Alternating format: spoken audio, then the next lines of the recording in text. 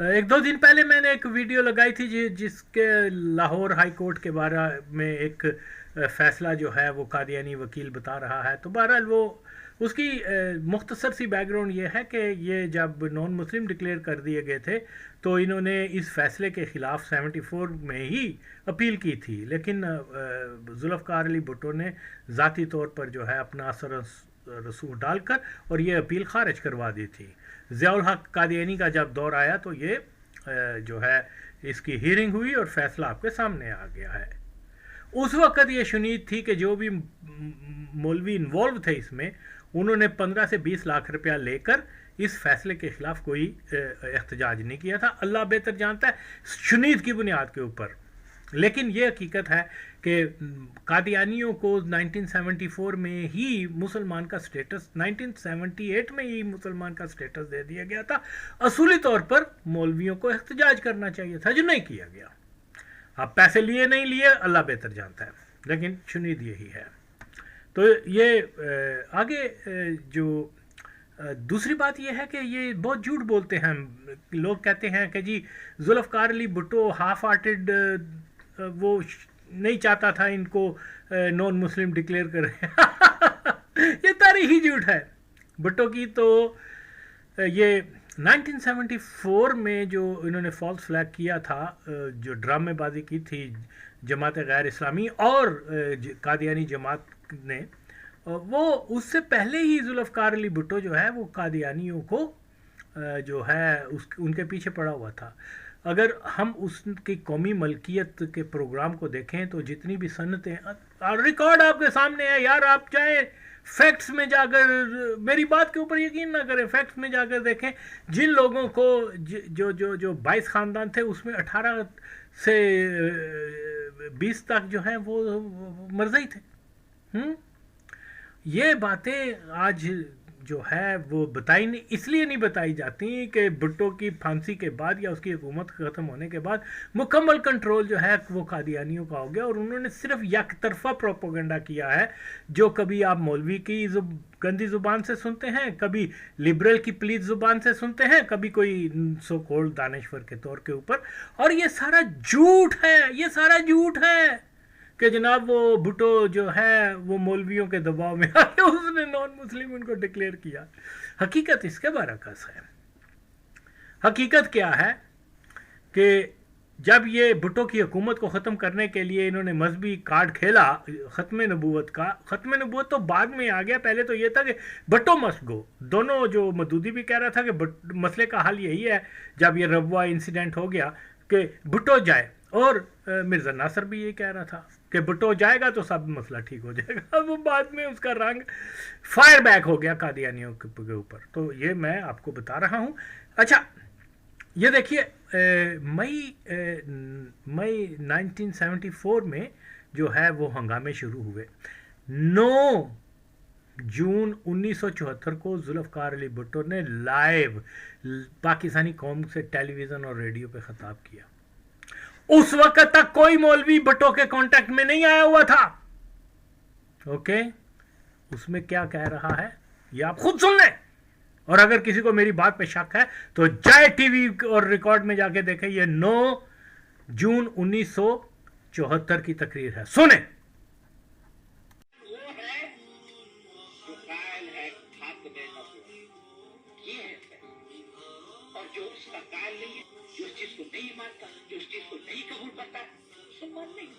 فیصلہ ہو چکا ہے کہ مسلمان وہ ہے جو قائل ہے خاتمِ نبوت.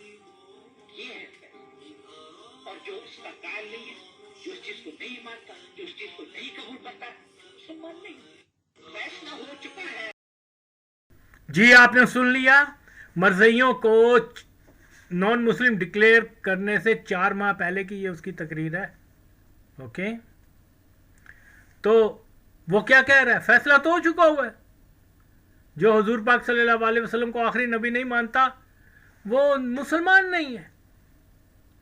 اور اس کی تقریر کا جو اگلا جو جملہ بھٹو صاحب نے بولا تھا وہ یہ بولا تھا کہ میں قومی اسمبلی میں وہ فیصلہ کروں گا جس کو سن کے پاکستان کے عوام جو ہے خوش ہو جائیں گے.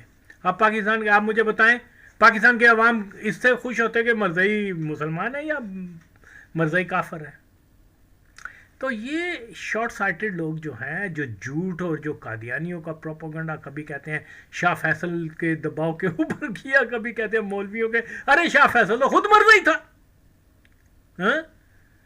तो यार ये सारे फैक्ट्स जानने के बाद भी अगर हम द्रोह गोई करें और कौम को गुमराह करें, तो मैं ये समझता हूँ कि ये एक बहुत बड़ी खयानत है।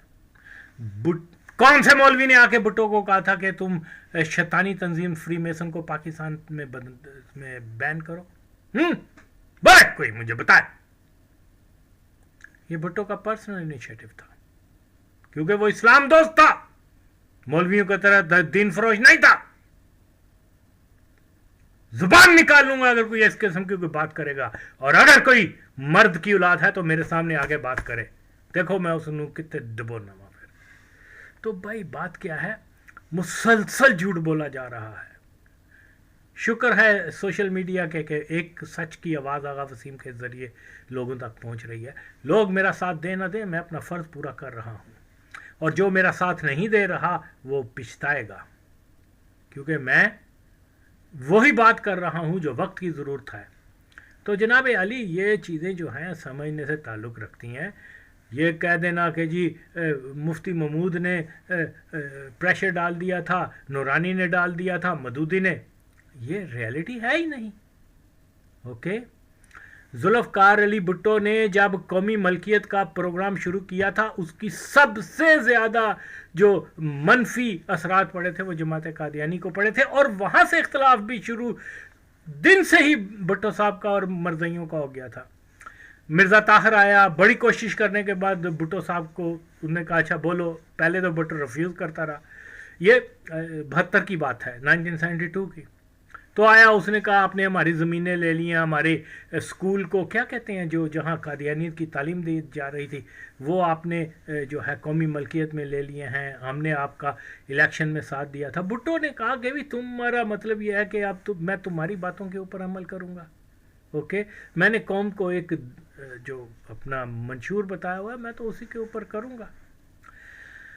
तो वो भुट्टो ने उसकी छुट्टी करवा दी, निकलो यहाँ से। तो बात ये है, ये किसी मौलवी ने कहा था कि तुम कौमी मलकियत प्रोसेस शुरू करो और कादियानियों की फैक्ट्रियाँ, कादियानियों के बैंक, कादियानियों की ज़मीनें, कादियानियों के स्कूल, उनको कौमी मलकियत में ले लो। आए कौन मुझे बताए। सबसे ज़्यादा नुकसान जो है वो कादियानियों को उस वक्त शुरू हो गया था जब अभी ख़त्म नबूवत के मसले के ऊपर बात भी नहीं हुई थी। वो तो 2-2.5 साल के बाद मसला शुरू हुआ है। उससे पहले भुट्टो के इक़दाम जो थे वो मरज़इयत के ख़िलाफ़ थे।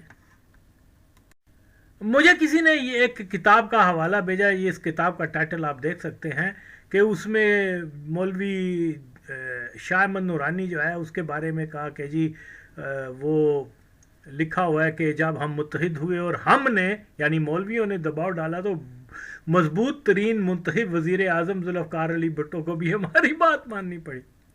जबकि मैं बता रहा हूँ कि 9 जून 1974 को भुट्टो साहब ने फैसला कर लिया था कि मरज़इयों को नॉन मुस्लिम डिक्लेयर करना है, और उसके बाद मौलवियों के साथ भुट्टो की मुलाकातें हुई हैं। वो तो हुई हैं जाके अगस्त और जुलाई और अगस्त के 1974 में हैं।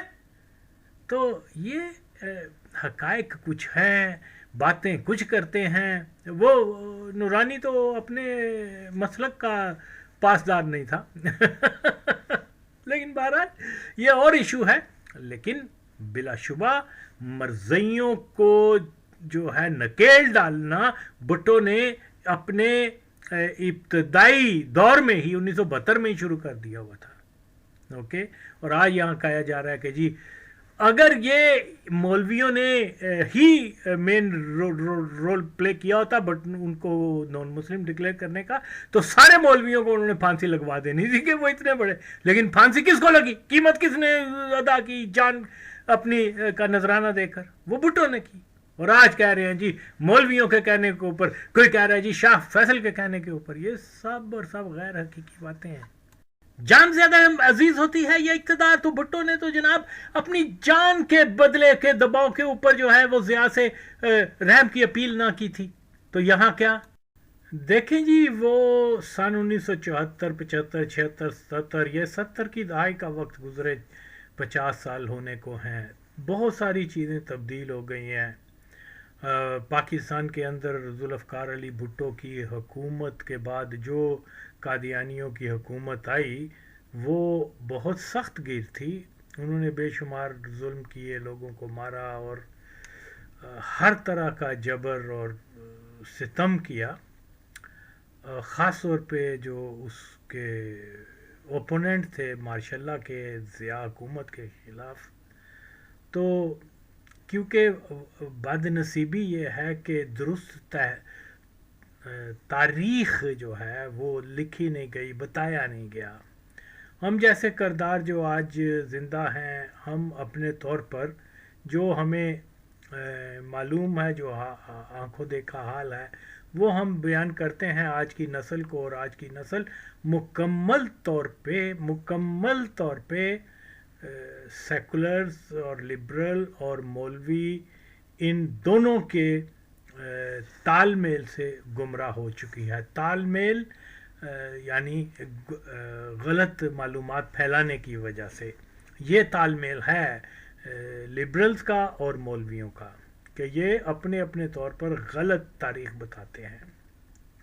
تو آپ نے دیکھا ہوگا کہ میں نے کس طریقے سے جو بڑے بڑے کہتے تھے وہ مزمل شاہ ہے اور غیاس ہے، کوئی وہ اشتیاق ہے، کوئی فلانا فلانا، ان کو تو میں نے ایسا ذلیل و رسوا کیا ہے. اور اگر میں فوکس ان کی، میں نے بتایا نا کہ میں نہیں سنتا ان کی سپیچز کو، اگر سنوں تو پھر میرا فوکس ادھر ہو جائے گا، ان کے پیچھے پڑ جاؤں گا. اور میں کوئی اب اتنا انرجیٹک بھی نہیں رہا کہ ہر موضوع کے اوپر جو ہے اپنی مصروف زندگی سے وقت نکال کر. اور یہ تو بہرحال اسی لیے میں اوائڈ کرتا ہوں کہ ان لبرلز وغیرہ کی. لیکن پھر بھی مجھے کچھ دوست بھیج دیتے ہیں، ان کا تو بادل نخواستہ میں سن لیتا ہوں، اور جو پھر مجھے وقت ملتا ہے تو پھر میں ان کو پنج دیتا ہوں. تو یہی حال مولویوں کا ہے. آپ نے دیکھا کہ کس طریقے سے میں نے وہ ڈاکٹر اقبال کو جو قادیانی کہنے والے ہیں، ایک مولوی آ کے میری بات کا جواب کیا میرا فیس نہیں کر سکتے. اس کی یہ وجہ نہیں کہ میں کوئی بہت تیس مار رہا ہوں، نو. اصل چیز یہ ہے کہ جو سچائی ہے اس کو میں اپنی زبان پر لانے کی کوشش کرتا ہوں.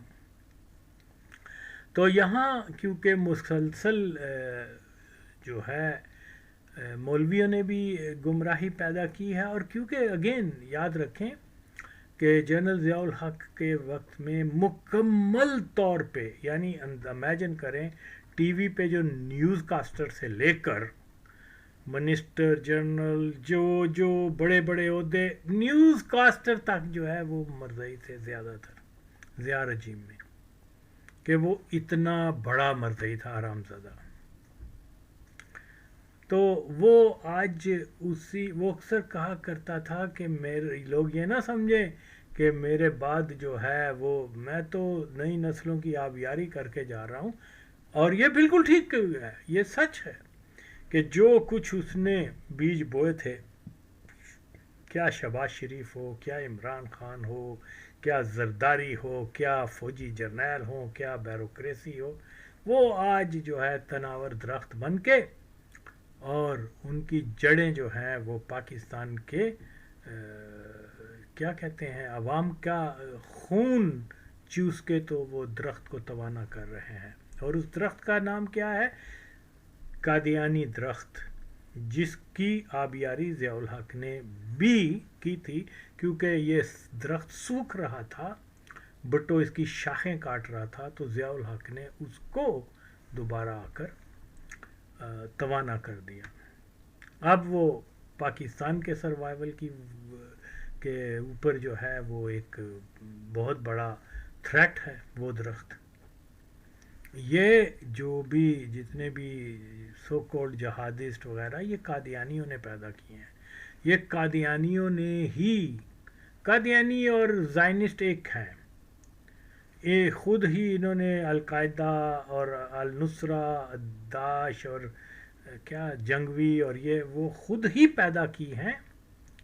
ان کو مختلف ممالک میں حکومتیں بھی دی ہیں اور انہی کے ذریعے جو ہے کوئی فالس فلیگ کروا کے حماس کی صورت میں یا کسی اور، تو وہ اس کو بیس بنا کر حماس کو تو نہیں مارتے، طالبان کو تو نہیں مارتے ہیں تو غریب مسلمانوں کو، نہتے مسلمانوں کو ایکسپینڈ کرتے ہیں اپنی ٹیریٹری، اپنا ملک کو، اپنے وہ انہی کے نام کے اوپر کہ جی انہوں نے یہ کیا تھا، جہاد کا نام لیا تھا، یہ حملہ کر دیا تھا اسرائیل پر، اور یہ ایک مسلسل پریکٹس کر رہے ہیں. تو بہرحال اس کے اوپر بھی تو دیکھیے جی. اب میں یہ بتاؤں کہ جو لوگ کہتے ہیں یہ کیا نام ہے مولانا نورانی صاحب، بھائی مولانا نورانی کیا ہے؟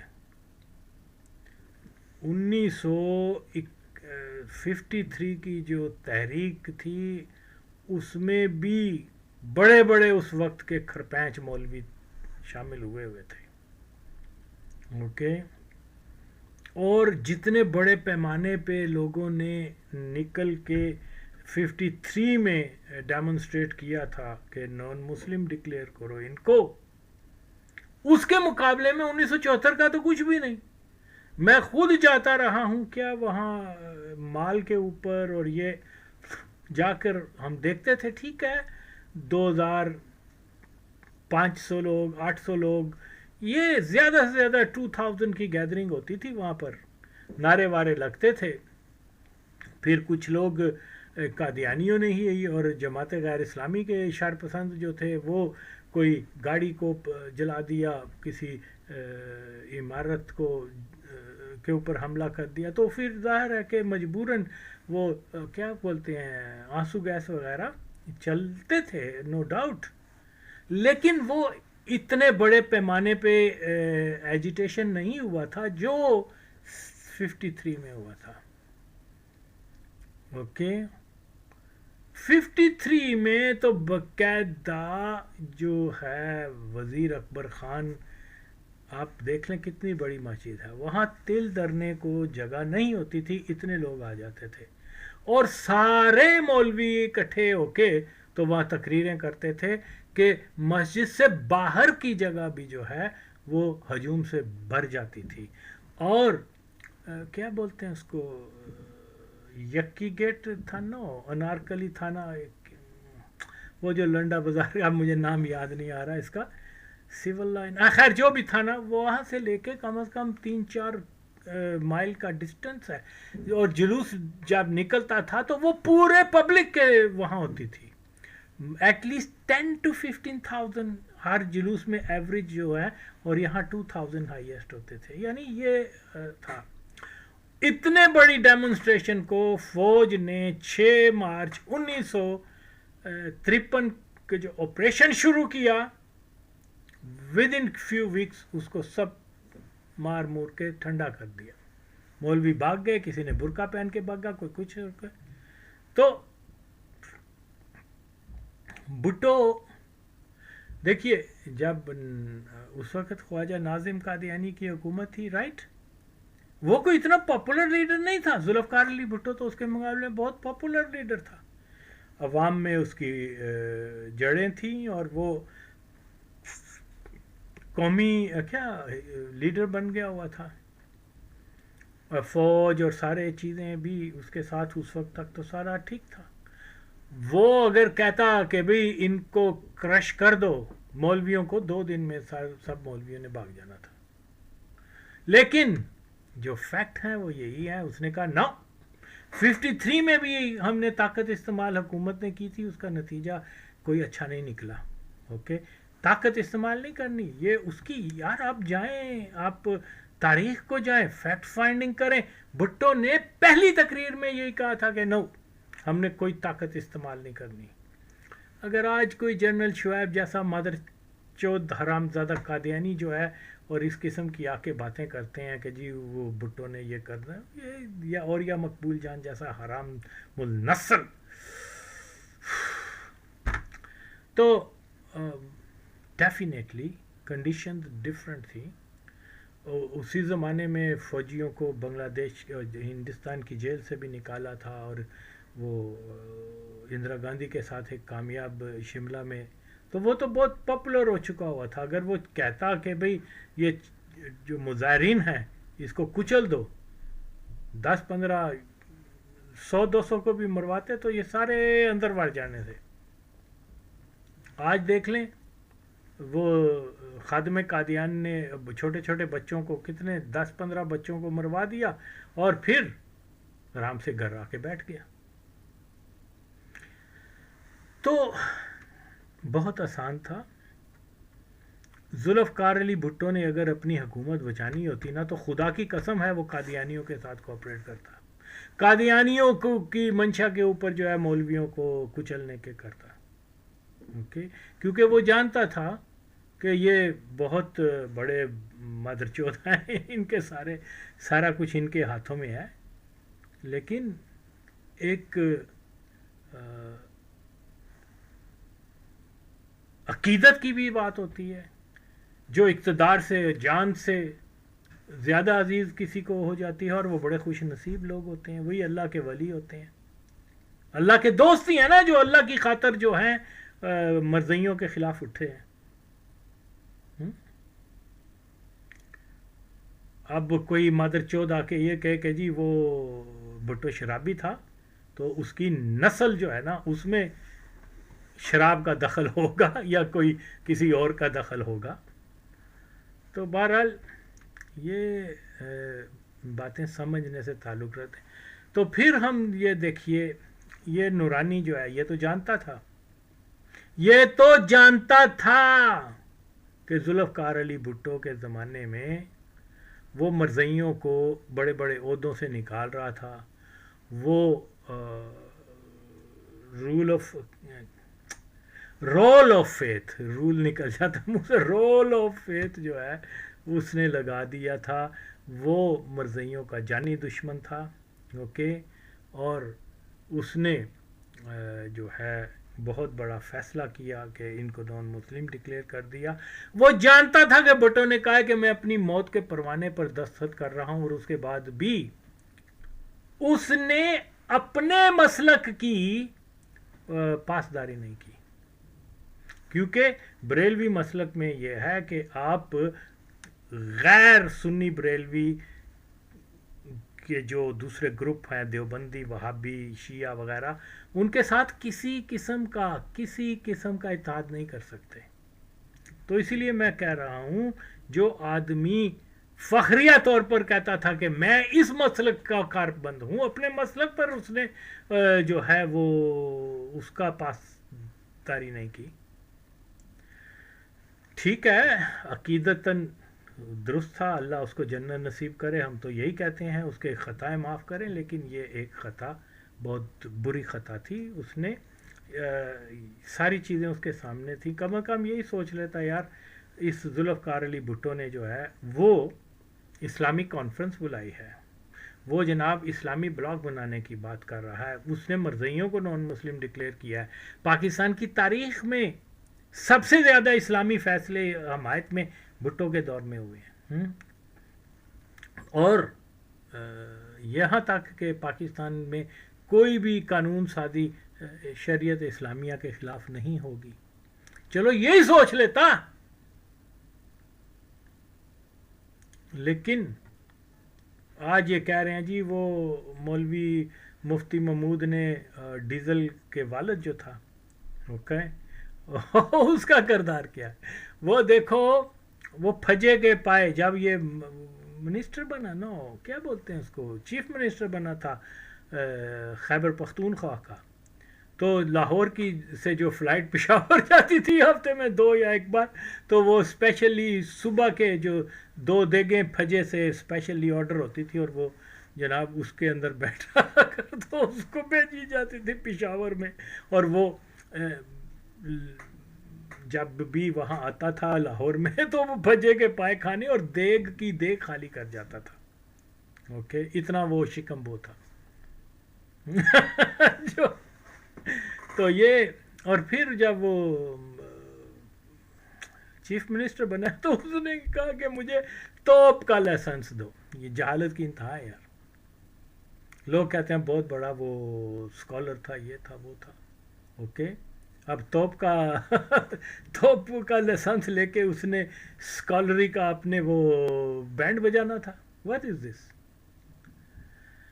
خیر، تو یہ لوگ جو ہیں یہ کریڈٹ اپنے نام کر رہے ہیں، لیکن اللہ نے شہادت کا رتبہ ذوالفقار علی بھٹو کو دیا، ان کو نہیں دیا. یہ کوئی ہارٹ اٹیک سے مر گیا، کوئی ڈائبٹیز سے مر گیا، کوئی کسی بیماری سے مر گیا، اور اگر شہید ہوا ہے، پھانسی لگا ہے قادیانیوں کے ہاتھوں، وہ بھٹو لگا ہے. تو اللہ کے فیصلے آپ کے سامنے ہیں. اور سارا کچھ چھوڑ دو. اگر میں نورانی کی جگہ ہوتا، میں کم از کم اس فیصلے کی حمایت نہ کرتا کہ بھٹو کو پھانسی لگنی چاہیے، کیونکہ میری آنکھوں کے سامنے اس بندے نے جو کیا ہے، میرے سامنے کے بھی مرزائیوں کو نان مسلم ڈکلیئر کر دیا ہے. اور ساری باتیں چھوڑ دیں، صرف اسی کے اوپر ہی آ جائیں. چھوڑ دیں کہ وہ اسلامی بلاگ بنا رہا ہے، چھوڑ دیں کہ وہ پاکستان کے اندر اس نے اسلامی کانفرنس اور جو بھی اسلام دوست اصلاحات کی ہیں ان سب کو جو ایک طرف رکھ دیں. صرف یہی سوچ لے کہ یار اس آدمی نے اتنی جرت کی کہ اتنے بڑے مافیا کو نان مسلم ڈکلیئر کر دیا سارے تھریٹس کے بعد. اب ضیاء الحق نے اس کو کورٹ میں لا کے تو سزائے موت دے رہا ہے. کم از کم میں اتنا کہوں یار چلو اس نے جو بڑا اسلام کی خدمت کی ہے اس بارے میں اس کو ہینگ نہ کرو.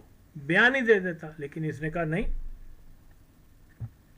تو یہ چیزیں کیونکہ آج لوگوں کو معلوم نہیں ہے. دیکھیے، میں تو وہ دن بھی جانتا ہوں جب یہ لاہور کے ایئرپورٹ پر ذوالفقار علی بھٹو آیا تھا، جب پہلی بار کراچی جیل سے رہا ہوا ضمانت کے اوپر جب لاہور آیا تو وہ بہت تاریخی، بہت لوگ تھے. Millions of people were there to receive Bhutto Lahore airport پر. تو آئی ریممبر کہ وہ مال روڈ کہاں ہے، کچہری کہاں ہے، کیا بولتے ہیں، ضلع کچہری سے اگر شروع ہوں تو ایئرپورٹ تک لوگ ہی لوگ تھے. وہاں اتفاق سے مولوی نورانی صاحب جو ہے وہ کراچی جا رہے تھے فرام لاہور ٹو فلائٹ کے اوپر. تو راستے میں کسی نے پہچان لیا یہ مولوی نورانی ہے، تو وہ پھر اس کو گاڑی سے نکالا اور لوگوں نے مطلب بدتمیزی بھی کی. لیکن کچھ سینئر پیپلز پارٹی کے 1-2 کو تو میں جانتا بھی ہوں، لیکن بہرحال پتہ نہیں اب وہ زندہ بھی ہوں گے. پھر انہوں نے کہا نہیں پلیز، انف از انف، چھوڑ دو، یہ اتنی بدتمیزی نہ کرو. ہم یہ صرف یہ چاہتے ہیں کہ یہ ذوالفقار علی بھٹو کا کہ جیے بھٹو کے نعرے لگائے. تو پھر یہ مولوی نورانی صاحب نے وہاں جیے بھٹو کے نعرے لگائے اور پھر اس کو بتا دیا گیا کہ آپ چلے جاؤ ایئرپورٹ. تو خیر یہی سوچ لیتا. تو یہ کوئی مولویوں کا دباؤ نہیں تھا، ایسے ہی بکواس کرتے ہیں مولویوں کا دباؤ تھا، یہ تھا وہ تھا، جو بھٹو نے کر دیا وہ کر دیا. تو یہ بھٹو نے کہا کہ جی ٹھیک ہے، ہم مظاہرے نہ کرو، آؤ. کیونکہ بھٹو کو تو پتا تھا کہ یہ مظاہرے اور یہ سارا کچھ جو ہو رہا ہے اس کے پیچھے زائنسٹ ہیں. ہی نیو اٹ ویری ویل. اور اس نے مجھے یاد ہے اس نے تقریروں میں کہا کہ یہ جو ختم نبوت کے نام کے اوپر جو ہے ان کے مقاصد کچھ اور ہیں. ختم نبوت نہیں ہے، لیکن یہ ایک انٹرنیشنل کانسپریسی ہے. لیکن اس نے اس کو دوسری طرف لے گیا. اس نے یہ مولویوں کو کہا آؤ بھائی چھوڑو، ان کو نان مسلم ڈکلیئر کرنا نا، وہ کہتے ہیں ہم مسلمان ہیں، آپ کہتے ہو وہ کافر ہیں، آؤ ان کو ہم قومی اسمبلی میں لے آتے ہیں. اوکے. اور اس نے بڑا کلیورلی, وہ ذہین آدمی تھا, اس نے کہا آ جاؤ پھر بھائی. تو وہ مولوی بھی کنونس ہو گئے کہ ٹھیک ہے, مسئلہ تو یہ ہے کہ ان کو نان مسلم ڈکلیئر کرنا ہے, تو اس کے اوپر ڈبیٹ کر لو, ڈبیٹ کا جو نتیجہ ہوگا ہم وہ فیصلہ کر دیں گے. ایون بیفور دیٹ میں پھر یہ کہہ رہا ہوں, 9 جون 1974 میں اس نے جو ہے کہا کہ وہ تو فیصلہ تو ہو چکا ہوا ہے, فیصلہ تو ہو چکا ہوا ہے. کب کہہ رہا ہے؟ ستمبر کی بات نہیں کر رہا, اگست کی بات نہیں کر رہا, جولائی کی بات نہیں کر رہا, یہ کہہ رہا ہے 9 جون 1974 کو. اس وقت تک مولوی اس کے رابطے میں بھی نہیں تھے. تو تاریخ کو مسخ نہ کرو, شخصیت پرستی سے باہر نکلو, حقائق کو جانو. اوکے. اور مولوی نورانی نے اتحاد کر لیا. اس کا نتیجہ کیا نکلا؟ اس کا نتیجہ یہ نکلا, جس بریلوی مکتب کے اسکالر جو ہیں دیوبندیوں, وہابیوں اور ان کے خلاف ہیں, اور ان کے خلاف فتوے دیے ہوئے ہیں بہت شدید نوعیت کے. اوکے. پاکستان جو سنی بریلوی ڈومینیٹڈ یعنی پاپولیشن کے حساب سے, لیکن آپ دیکھ لیں جیسے ہی اس نے وہ اتحاد کیا, جو مخالف قوتیں ہیں دیوبندی, وہابی وغیرہ, وہ پولیٹیکلی طور پہ بہت مضبوط بن کے سامنے آ گئے. اوکے. 70 کے الیکشن میں تو یہ مولوی نورانی کی جو سنی پارٹیاں تھیں وہ 4 5 6 سیٹس جیت جاتی تھیں. اب آپ دیکھ لیں ایک بھی آپ کو نہیں ملتی. یہ وہ خطا ہے مولوی نورانی کی جو اس نے 1970s میں کی. اور پھر کیسا آدمی تھا, ایسے لوگوں کے ساتھ اس نے اتحاد کیا, جو 9 پارٹیوں کا اتحاد بنایا, جس میں 4 لوگ جو ہیں وہ قادیانی تھے. تو عالم دین کیسا عالم تو وہ ہوتا ہے جس کی نالج ہو, جس کو یہ بھی نہیں پتا کہ میرے ساتھ جس اتحاد میں شامل ہیں یہ تو مسلمان ہی نہیں ہے, یہ تو وہ قادیانی ہے. تو بہرحال اب یہ سلسلہ جو ہے اس کو رک جانا چاہیے. بالکل کسی نے نہیں, کسی مولوی کے دباؤ میں بھٹو نہیں تھا. میں پھر کہہ رہا ہوں یار, جو بندہ اپنی جان کے مسئلے کے اوپر ضیاء کے دباؤ میں نہیں آیا اور ریمپ کی اپیل نہیں کی, وہ 2 دن کے اقتدار کے لیے, اقتدار اہم ہوتا ہے یا جان اہم ہوتی ہے بھائی؟ کون سی چیز زیادہ عزیز ہے؟ انسانی جبلت کا حصہ ہے کہ جان سے زیادہ کوئی چیز عزیز نہیں ہوتی بھائی. آدمی ہر صورت میں اپنی کیا کہتے ہیں پروٹیکشن کرتا ہے, اور اللہ کا حکم بھی ہے کہ جان بچاؤ, علاج کرواؤ اپنی. ایون کافر کے سامنے اگر آپ کو جان بچانے کا مسئلہ آ جائے تو مطلب کفر تک جو ہے وہ جان کے معاملے میں. تو یہ بھٹو نے تو وہاں کمپرومائز نہیں کیا یار. اور یہ کہہ رہے ہیں کہ مولویوں کے دباؤ میں آ گیا تھا, شاہ فیصل کے دباؤ میں. شاہ فیصل تو خود مزہ ہی تھا یار. یار آپ اندازہ لگائیں کہ مرزئی جو ہیں یہ جنوری 1975 میں, I think he was killed in 1975, March 1975 کو وہ مر گیا تھا, قتل ہوا تھا. دسمبر 74 میں یا جنوری 75 میں جو ہے اس نے وہ مرزئیوں کے پوری جو ٹاپ کلاس لیڈرشپ تھی اس کو عمرے پہ بلایا ہوا تھا. اور آج اگر یہ مادر چود لبرل یہ کہتے ہیں کہ وہ تو شاہ فیصل کے دباؤ میں, شاہ فیصل, اور پھر شاہ فیصل کے بعد جو بھی حکومت آئی تو وہ تو پورا اس نے کوپریٹ کیا ضیاء قادیانی کے ساتھ کہ بھٹو کو پھانسی لگے. تو اس لیے یہ فضول ان کی چیزوں کی کوئی حیثیت نہیں. شاہ فیصل مرزئیوں کو فنڈنگ کرتا تھا, اوکے, ان کی مسجد میں جا کے ان کے پیچھے نمازیں پڑھتا رہا ہے, ان کو اسلام کی تبلیغ کرنے والا کہتا رہا ہے. اور یہاں آج کہہ رہے ہیں کہ جی وہ شاہ فیصل نے یہ کیا تھا. تو یہ ساری ڈس انفارمیشن ہے, اس کے پیچھے آپ نہ جائیں. تو یہی حقیقت ہے کہ یہ سب سے زیادہ کریڈٹ جو بھی قادیانیوں کو وہ بھٹو کو ہی جاتا ہے, اور تیسرے نمبر کے اوپر کوئی ہوگا تو ہوگا. لیکن وہ بغیر کسی کے دباؤ میں آ کے مولویوں سے بہت پہلے وہ مرزائیوں کے خلاف ہو گیا ہوا تھا. یہی حقیقت ہے جس کا میں نے بیان بھی کیا ہے کہ وہ کیسے اس نے قومی ملکیت کے پروسیس سے قادیانیوں کو ویک کرنے کی کوشش کی، کیسے اس نے رول آف فیتھ لگایا، کیسے اس نے جو ہے اپنے آئین میں نبوت کی اقسام کی جو ہے وہ بھی نفی کی ہے. یہ بھٹو کا بنایا قانون ہے نا، کیا کہتے ہیں، آئین. اب یہ کیسے ہو سکتا ہے؟ اس آئین میں یہ بتایا گیا کہ کوئی بھی قانون جو ہے شریعت اسلامیہ کے خلاف نہیں بنے گا. یہ ساری چیزیں مولویوں کے سامنے تھیں، خاص طور پہ مولوی جس کے کہہ رہے ہیں کہ جی اس کے دباؤ میں نہیں، یہ سب جھوٹ ہے. جو فیکٹ ہیں وہ میں نے تھوڑے سے آپ کو بیان کیے ہیں، اگرچہ یہ لمبا معاملہ ہے. اس کے علاوہ ایک بہت ہی افسوسناک خبر یہ ہے کہ ایک بہترین انسان اور ایک عظیم جدوجہد کرنے والا جمہوریت کے لیے، پاکستان کے غریب عوام کے حقوق کے لیے، جس نے اپنی پوری زندگی وقف کر دی ہوئی تھی، ہمارا ایک عظیم ساتھی جاوید اقبال معظم، وہ بیچارہ کل ہی وفات پا گیا. اور اس کی عظیم جدوجہد جو ہے بہت سارے لوگوں کو تو معلوم نہیں، لیکن اس نے بے انتہا تشدد اپنے اوپر برداشت کیا. کس کی خاطر؟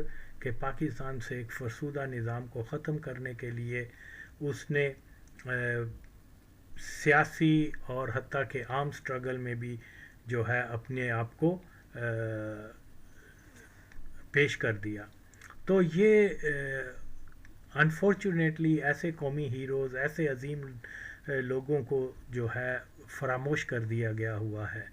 وہ مسلسل برسوں اس نے جیل کا اذیت خانوں میں رہا، اس کے اوپر بے انتہا تشدد ہوا.